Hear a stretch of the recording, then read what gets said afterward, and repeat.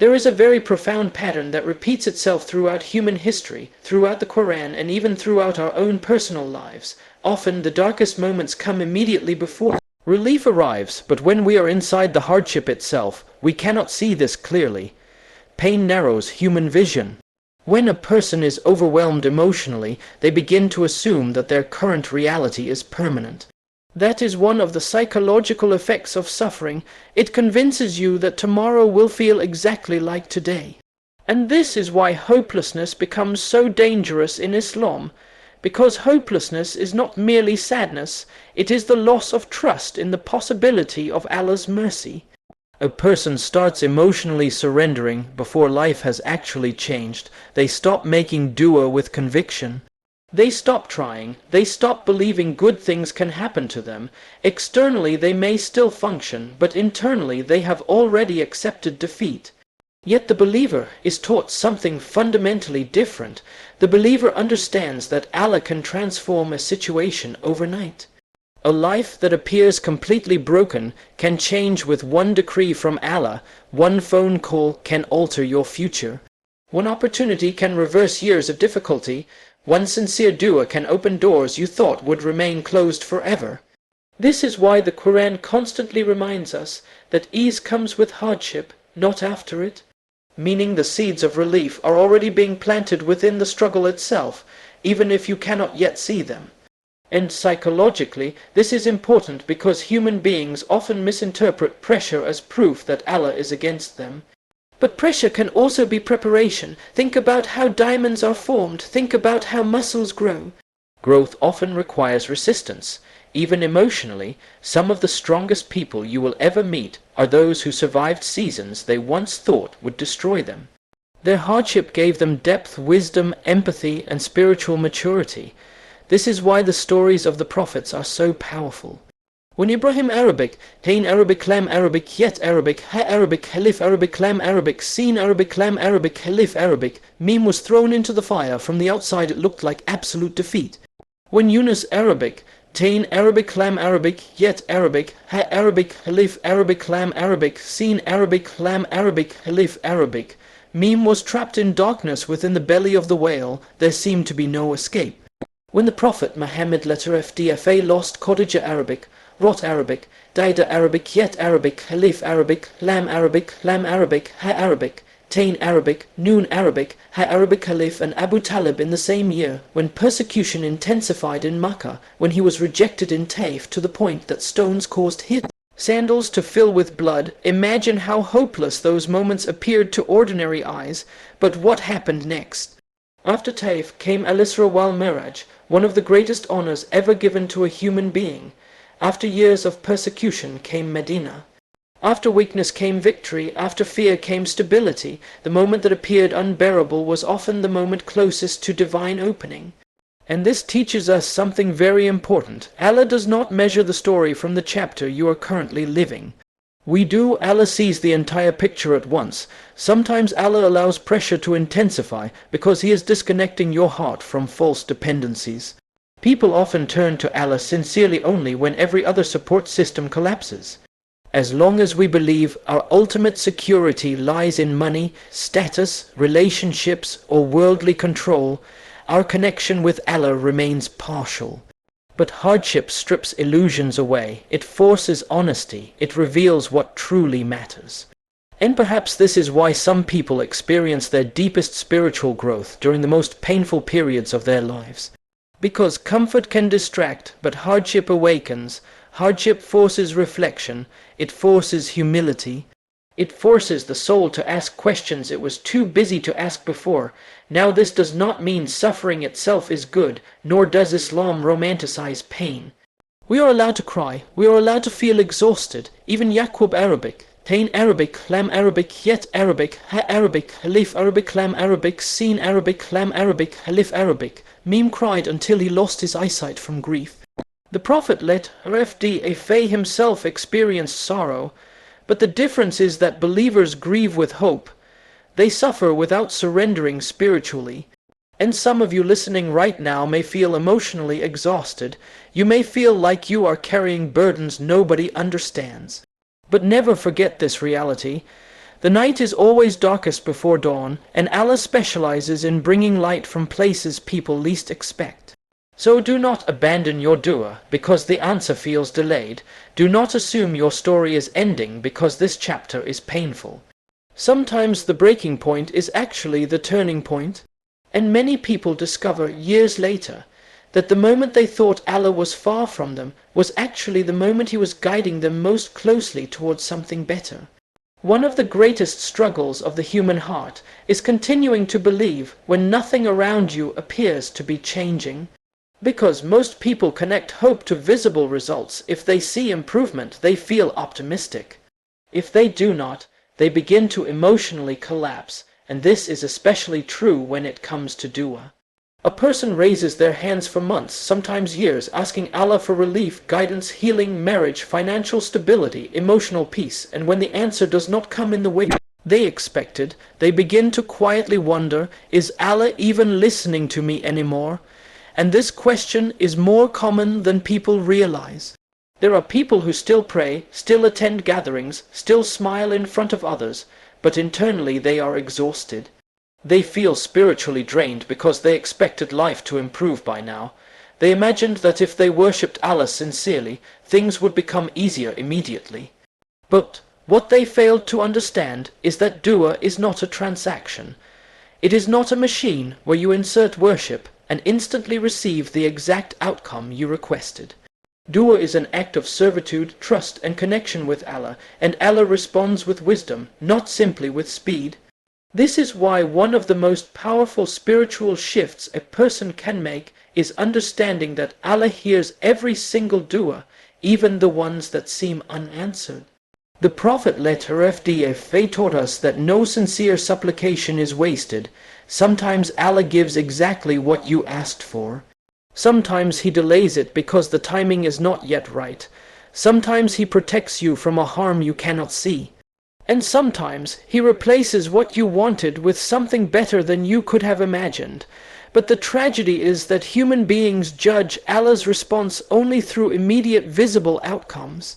If they do not receive exactly what they requested, they assume nothing happened, but perhaps something did happen.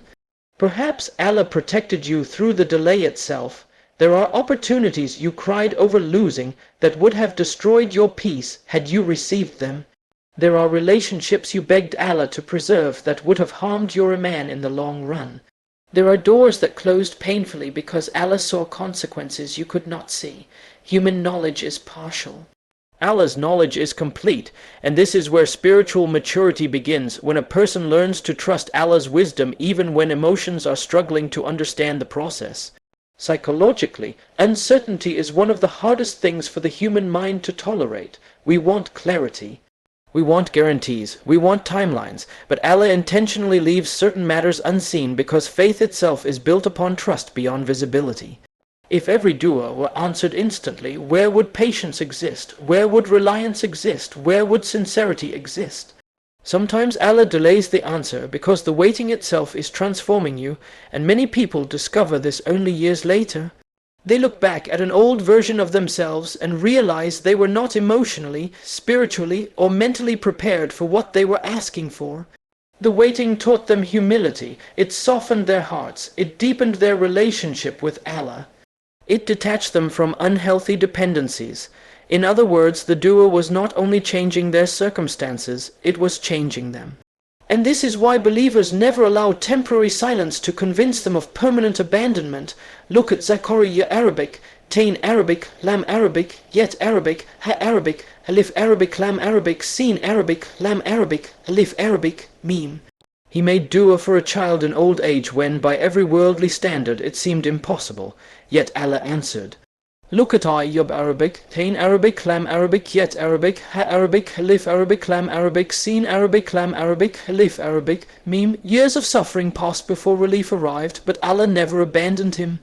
Even Yaqub Arabic, Tain Arabic, Lam Arabic, Yet Arabic, Ha Arabic, Alif Arabic, Lam Arabic, Sin Arabic, Lam Arabic, Alif Arabic, Mim, after decades of grief and separation from Yusuf, never lost hope in Allah's mercy. These stories are not simply historical narratives. They are reminders that divine timing operates beyond human calculation. And perhaps someone listening today feels emotionally tired from asking Allah for the same thing repeatedly. You may feel embarrassed by your own tears. You may feel that your voice no longer carries certainty. But never underestimate the power of continuing to turn back to Allah even while your heart feels exhausted. Sometimes the most beloved du'as to Allah are the ones made through trembling voices and broken hearts. So continue asking, continue trusting, continue believing that Allah hears what nobody else hears, because your dua has never been ignored. The answer may simply be unfolding in ways your limited vision cannot yet comprehend. And one day, you may look back at this painful period and realize that Allah was responding to you the entire time, just not in the way you originally expected. One of the greatest deceptions people fall into during difficult times is the belief that goodness only exists in external success. We convince ourselves that good times mean more money, fewer problems, perfect relationships, emotional comfort, recognition from others, or a life that finally goes according to plan. And there is nothing wrong with wanting ease. Islam does not teach us to reject happiness or worldly blessings.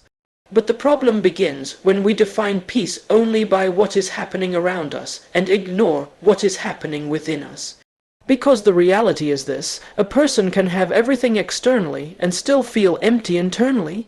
There are people with wealth who cannot sleep peacefully. There are people surrounded by others who still feel profoundly lonely. There are people who achieved every worldly goal they once dreamed of, yet still carry anxiety, sadness, and spiritual emptiness inside their hearts. Why? Because the human soul was not created to survive on worldly success alone. The soul was created to be connected to Allah.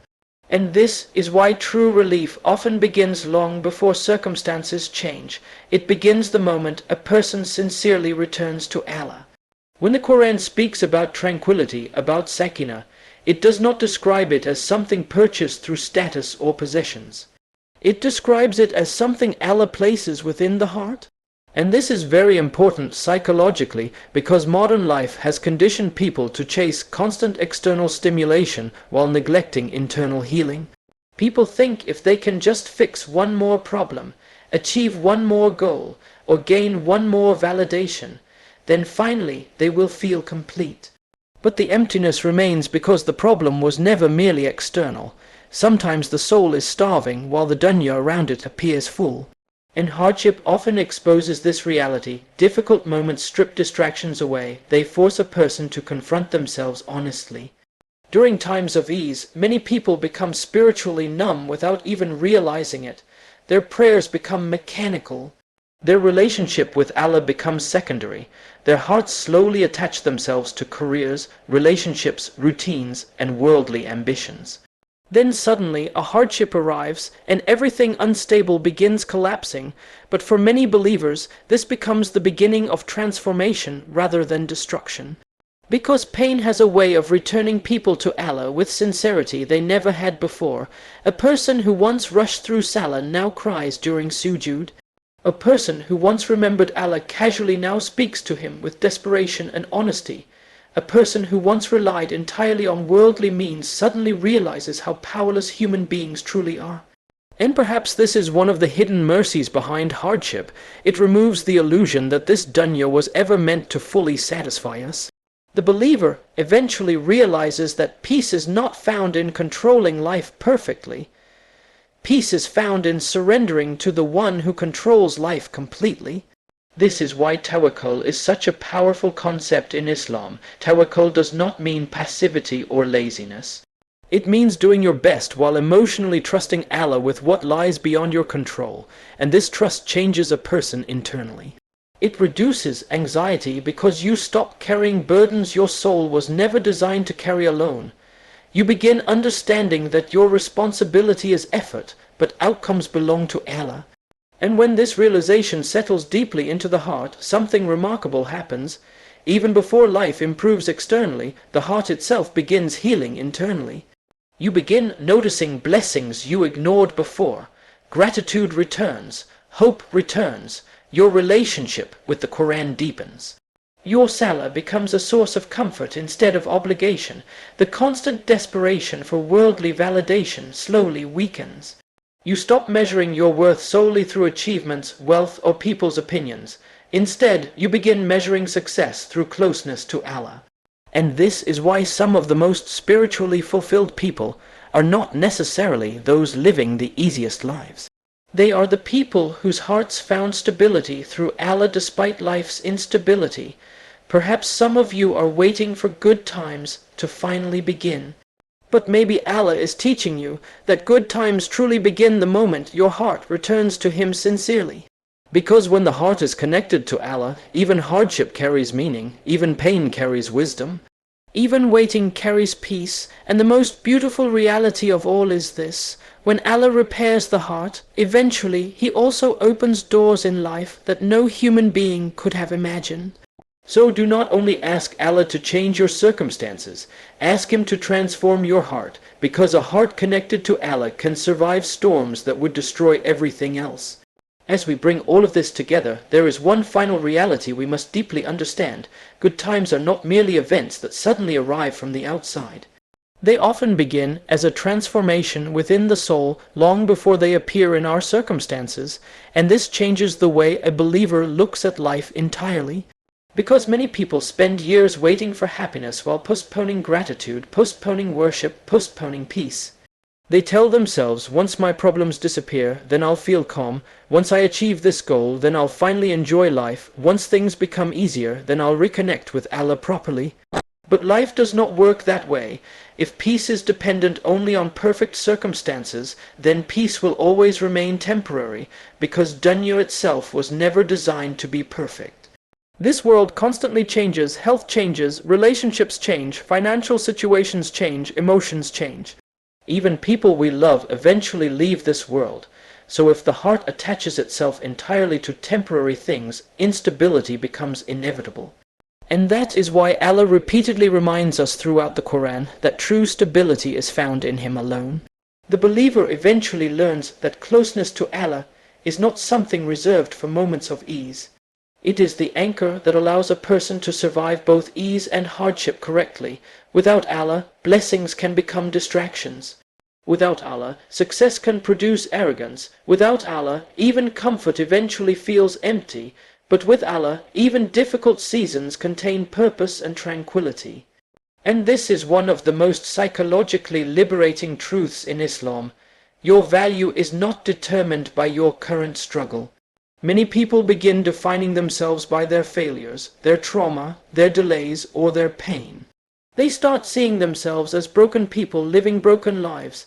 Shaitan wants a person to believe that their difficult chapter is their entire identity. But Allah never defines people solely by what they are going through.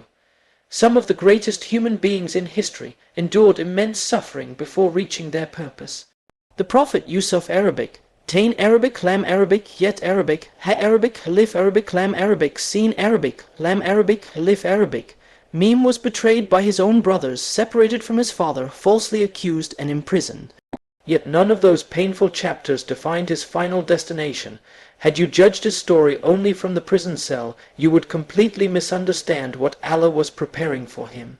And many people do this with their own lives. They judge the entire story while still living through one difficult chapter. But Allah is still writing. This is why believers never allow temporary hardship to make them spiritually abandon themselves. They continue making dua even when emotionally tired. They continue praying even when life feels heavy. They continue hoping because they know Allah's mercy is greater than their current pain. And this consistency matters deeply because every act of worship during hardship carries sincerity that often does not exist during comfort. Sometimes a single moment of honest sujood changes a person more than years of routine worship. And perhaps this is the wisdom behind why some people become closest to Allah during their lowest moments. Hardship strips away performance, it removes distractions, it forces authenticity. Suddenly the heart speaks to Allah without pretension, without ego, without superficiality. And in that vulnerability, real transformation begins. This is why you should never underestimate what Allah can do with a heart that sincerely turns back to Him. A person may feel spiritually distant for years, yet one sincere repentance can change their entire direction. One honest dua can open doors that seemed impossible. One decision to trust Allah again can become the beginning of a completely different life. And this is the message every believer must carry moving forward. Your future is not limited by your current circumstances. Allah can create ease from places you never expected. He can heal wounds people thought would never heal. He can replace fear with stability, sadness with peace, confusion with clarity, and loss with something far greater. But the transformation begins when the heart stops running endlessly after dunya and starts returning sincerely to Allah. So if you are waiting for good times to come, do not simply wait passively for life to change around you. Begin changing what is within you. Strengthen your relationship with Allah. Return to your salah with sincerity. Speak to Allah honestly in your dua. Let hardship soften your heart instead of hardening it. Because sometimes the greatest sign that good times are coming is not that your circumstances have already changed, it is that your heart is finally returning to the one who controls all circumstances.